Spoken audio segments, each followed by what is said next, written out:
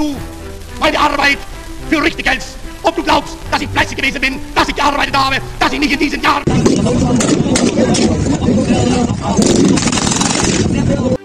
একটি শিশুর জন্ম যার ভবিষ্যৎ ছিল আগুনে লেখা। বন্ধুরা, আজকে আমরা বর্ণনা করতে চাচ্ছি ইতিহাসের এক ভয়ানক লৌহমানব অ্যাডলফ হিটলারের কথা। তাই পুরো ভিডিওটি দেখতে আমাদের সাথেই থাকুন। 1889 সালের 20 এপ্রিল অস্ট্রিয়ার ব্রাউনাউ শহরে জন্ম নেয় এক শিশু, নাম অ্যাডলফ হিটলার। বাবা আলুইস হিটলার ছিলেন কড়া, রাগী ও শাসক স্বভাবের। ছোটবেলায় সে চুপচাপ অল্প কথা বলতো, একা থাকতে ভালোবাসত।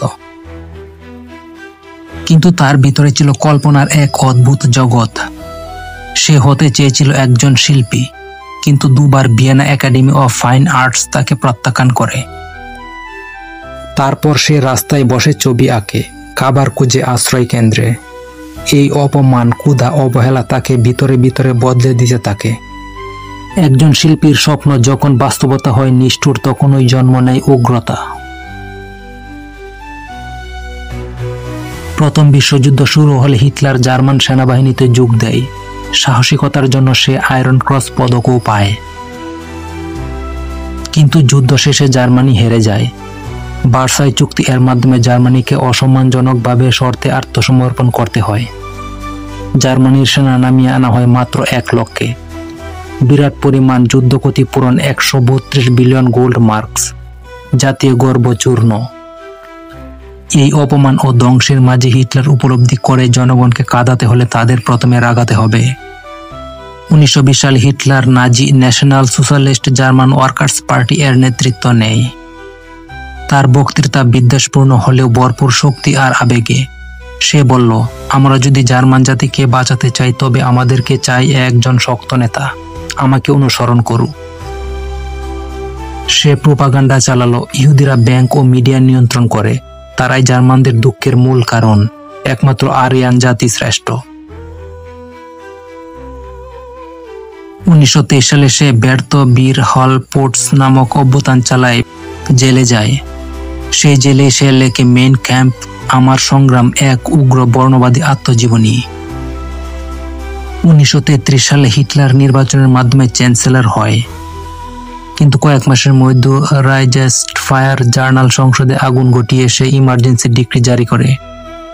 গণতন্ত্র শেষ, বাক স্বাধীনতা নিষিদ্ধ, সংবাদপত্র নিয়ন্ত্রণ, বিরোধীদের বন্দী। গড়ে তোলে SS নাৎসি এলিট বাহিনী, গেস্টাপো গোপন পুলিশ, হিটলার ইউথ, শিশু কিশোরদের ব্রেন ওয়াশ। তার পেছনে ছিল গোয়েবলসের প্রোপাগান্ডা মেশিন। একটা মিথ্যা যদি বারবার বলা হয়, একসময় সেটা সত্যে পরিণত হয়। 1939 সালে হিটলার পোল্যান্ড আক্রমণ করে। এভাবেই শুরু হয় দ্বিতীয় বিশ্বযুদ্ধ। তারপর একে একে দখল করে France, Norway, Denmark, Netherlands, Belgium, Czechoslovakia, Yugoslavia. Hitler ছিল এক সামরিক জিনিয়াস। ব্লিজ কিডস বা আকস্মিক জ্বরের মতো আক্রমণ চালাতো, কিন্তু সেই আগ্রাসনে নিয়ে আসে মৃত্যুর বন্যা। হলোকস্ট যখন সভ্যতা মরে গিয়েছিল, 60 লাখ ইহুদি, 5 লাখ রোমা প্রতিবন্ধী সমকামী মেরে ফেলা হয়।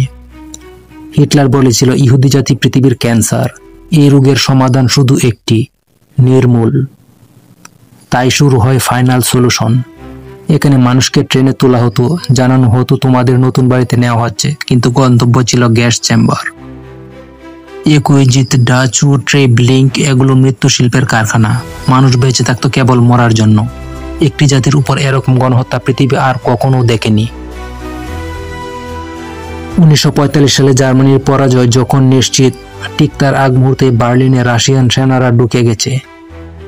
হিটলার তার বানানো বাংকারে বসে আত্মহত্যা করে 1945 সালের 30 এপ্রিল। তবে কেউ বলে সে মরেনি, পালিয়েছে আর্জেন্টিনায়। তবে এ বিষয়ে বিশ্লেষকদের মাঝে অনেক মতপার্থক্য দেখা যায়। কেউ বলছে আর্জেন্টিনায় পালিয়ে গেছে, আবার কেউ বলছে হিটলার তাৎক্ষণিক সেখানে আত্মহত্যা করেছিল। CIA এর নথিপত্র, পুরনো লোকের সাক্ষাৎকার, ছবি, আজও মানুষ বিভ্রান্ত। হিটলারকে আসলে আত্মহত্যা করেছিল নাকি পালিয়ে আর্জেন্টিনায় চলে গিয়েছিল? একজন মানুষ যার ভেতরে ছিল নেতৃত্বের জাদু। অনেক ইতিহাসবিদগণ মনে করেন সে নেতৃত্ব এক অন্ধকার জগতে ডুবিয়ে দিয়েছিল, কিন্তু আবার অনেকেই এটা ভাবছে যে সে একজন ইতিহাসের অন্যতম লৌহমানব। তোমরাও কি তাই মনে করো? অ্যাডলফ হিটলার কি আসলে একজন লৌহ মানব, নাকি ইতিহাসের এক ভয়ঙ্কর কলনায়ক? কমেন্ট বক্সে তোমরা জানাও।